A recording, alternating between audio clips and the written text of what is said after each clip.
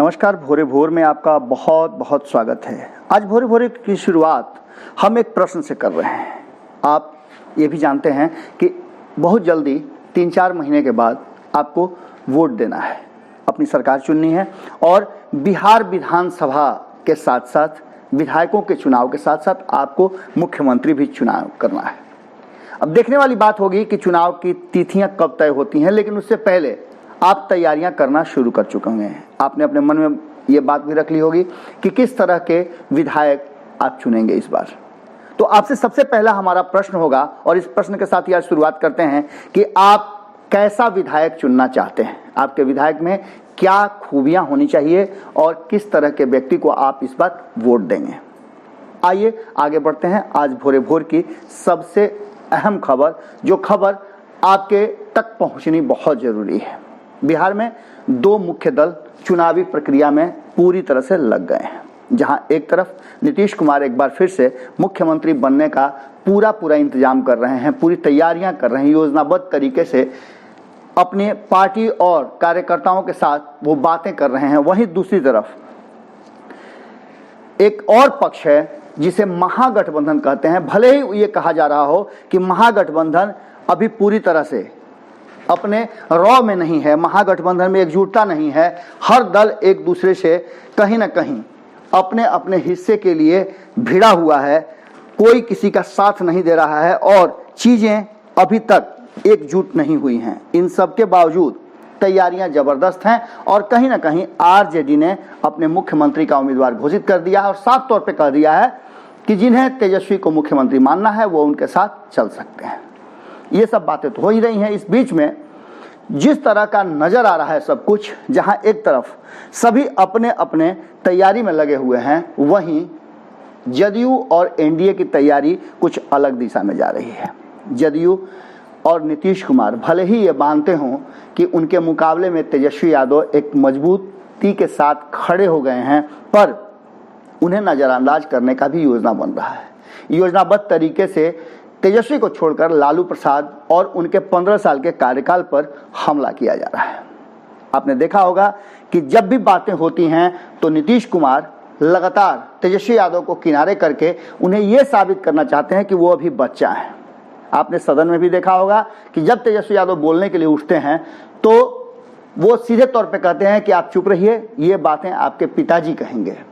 उस समय आपको भी लगता होगा कि बड़ी आत्मीयता है और नीतीश कुमार कहीं ना कहीं तेजस्वी यादव को समझाने का प्रयास कर रहे हैं, पर बातें ये नहीं हैं। ये राजनीति की एक बड़ी चाल है जिसमें कहीं ना कहीं नीतीश कुमार, हालांकि नीतीश कुमार सबके दिलो दिमाग पे हैं और उनकी राजनीतिक समझ, सूझबूझ और नीति, उनका जो ज्ञान है वो राजनीति में बहुत बड़ा है। जब भारतीय जनता पार्टी ऐसी बड़ी पार्टी एक से एक धुरंधर उनके पीछे चलने के लिए मजबूर हैं तो निश्चित रूप से नीतीश कुमार की योग्यता राजनीतिक बेहतर है। इन सब बातों के बीच अब तेजस्वी यादव धीरे धीरे इन बातों को समझने लगे हैं। उन्होंने साफ तौर पे कहा है कि नीतीश कुमार जी आखिर लालू प्रसाद और हमारे परिवार के साथ साथ हमें गालियां क्यों दे रहे हैं, अपने लोगों से क्यों गालियां दिलवा रहे हैं। अगर आप गालियां दिलवा रहे हैं और इस गाली दिलवाने से बिहार का कुछ भला होता है तो हमें कोई आपत्ति नहीं है, पर जिस तरह से आप लगातार मुद्दों से भटक रहे हैं और लोगों को भटका रहे हैं वो सरासर गलत है और एक मुख्यमंत्री और सत्ता पर बैठे व्यक्ति के लिए कहीं भी से भी उचित नहीं है। सीधे तौर पर तेजस्वी यादव ने कहा है कि जिस तरह से आप इस महामारी के दौरान, कोरोना के दौरान खुद को अलग रखे, आइसोलेट करके रखे और सिर्फ कागजी घोड़े और बातों का हवा पानी कर देते रहे, उससे किसी का कोई भला नहीं होने वाला है। क्या हमें गाली देने से, हमारे परिवार को गाली देने से लोगों का भूख मिट जाएगा, रोजगार मिल जाएगा, शिक्षा की स्थिति सुधर जाएगी, लोग 2 वक्त का खाना खाने लगेंगे? इन सब बातों के साथ तेजस्वी यादव ने हमला शुरू कर दिया है। आपको बता दें कि बिहार विधानसभा में नेता प्रतिपक्ष तेजस्वी यादव एक बार फिर से मुख्यमंत्री नीतीश पर जमकर बरसे हैं और उन्होंने कहा है कि गालियां देना बंद करें और लोगों के हित की बात करें, लोगों के बेहतरी की बात करें और कैसे लोगों को रोजगार मिलेगा इसकी बात करें। उन्होंने सीधे तौर पे कहा है कि सूबे के मुख्यमंत्री कोरोना के डर से बाहर नहीं निकलते हैं। आपको बता दें कि लगातार नीतीश कुमार 90 दिनों के बाद पहली बार बैंकर्स मीटिंग में बाहर आए थे। इसके साथ ही उन्होंने ये भी कहा था एक उद्घाटन पुल का उद्घाटन करते समय कि उन्हें अच्छा नहीं लगता कि वो घर बैठे वीडियो कॉन्फ्रेंसिंग के माध्यम से उद्घाटन करें।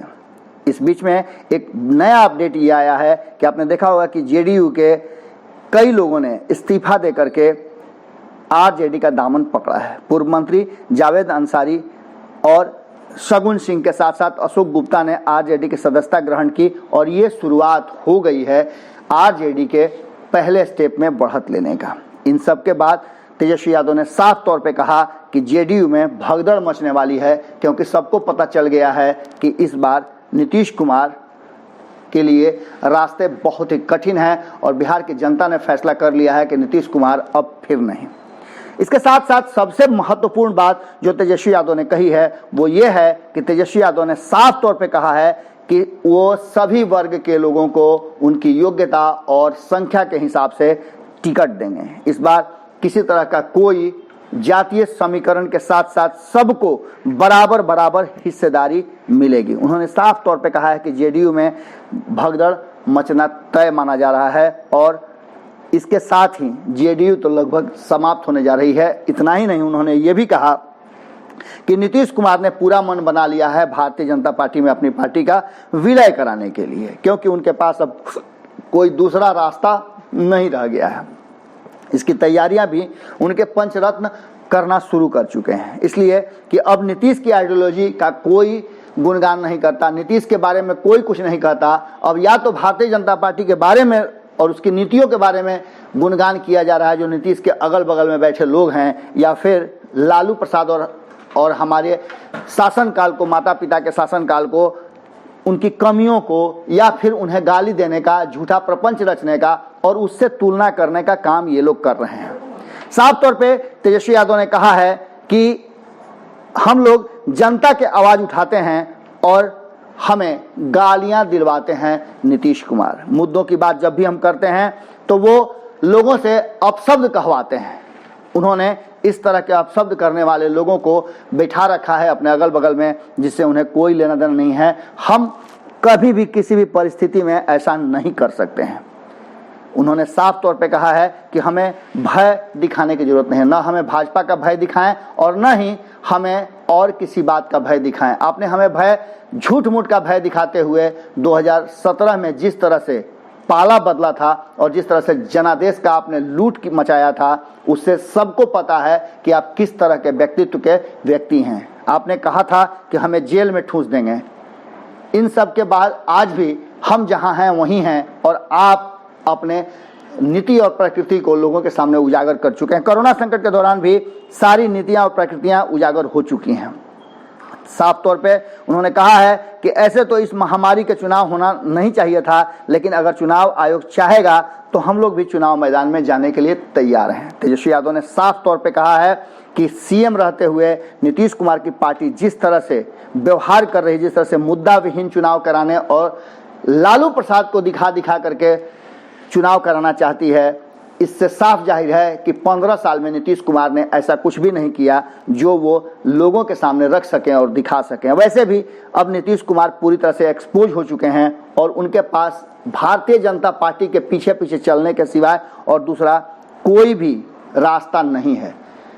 इसके आगे तेजस्वी यादव ने साफ तौर पे कहा है कि नीतीश कुमार नहीं चाहते थे कि प्रवासी बिहार वापस आएं, क्योंकि उन्हें पता था कि अब तक उन्होंने नहीं किया है, इससे कई तरह के पोल खुल जाएंगे। एक तो ये पता चल जाएगा कि 15 साल में बिहार में लोगों को रोजगार देने में फेल हो गई है नीतीश सरकार, सारे दावे झूठे हैं। और दूसरी कि जब लोग आएंगे तो उन्हें आने के बाद 3 चीजें सामने नजर आएगी। पहली तो वो आकर के नीतीश कुमार की पूरी किरकिरी कर देंगे, नीतीश कुमार का पोल खोल देंगे। दूसरा, बिहार में आने के बाद उन्हें रोजगार चाहिए जो नीतीश कुमार के पास है नहीं। और तीसरा सबसे महत्वपूर्ण बात कि लौट करके आए लोग, बेरोजगार लोग, नीतीश कुमार के पूरे नीति और नियत का धज्जी उड़ाने वाले ये लोग उन्हें वोट तो देंगे नहीं और उनके साथ साथ उनके परिजनों को भी ये प्रभावित जरूर करेगा। और ऐसे में नीतीश कुमार का खटिया खड़ा होना लाजमी है। इसी को लेकर के नीतीश कुमार कहीं ना कहीं पूरी तरह से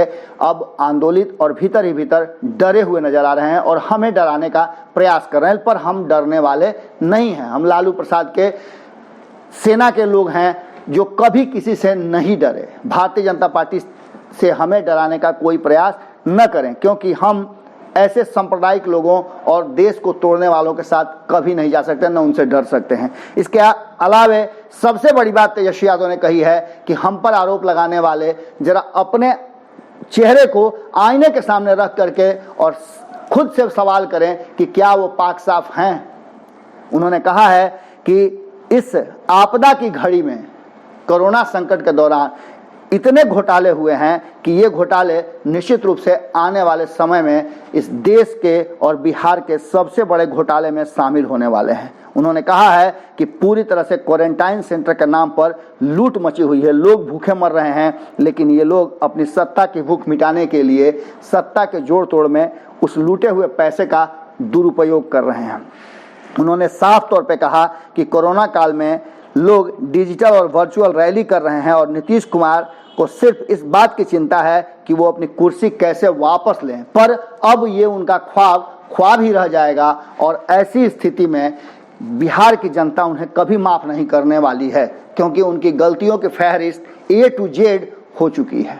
कभी A to Z जुड़ाने वाले नरेंद्र मोदी भी इस बात को अब समझ चुके हैं कि नीतीश कुमार का कोई अस्तित्व बिहार के लोगों के बीच में नहीं रह गया है, सिर्फ वो जुबानी जंग लड़ रहे हैं और ये जुबानी जंग बहुत जल्द समाप्त होने वाली है। तेजस्वी यादव के इस हमले के बाद अब देखना होगा कि जदयू के तरफ से कैसा जवाब आता है और किस तरह से पलटवार होता है। जुड़े रहें भारत लाइव के साथ, खबरों का सिलसिला लगातार जारी है। नमस्कार।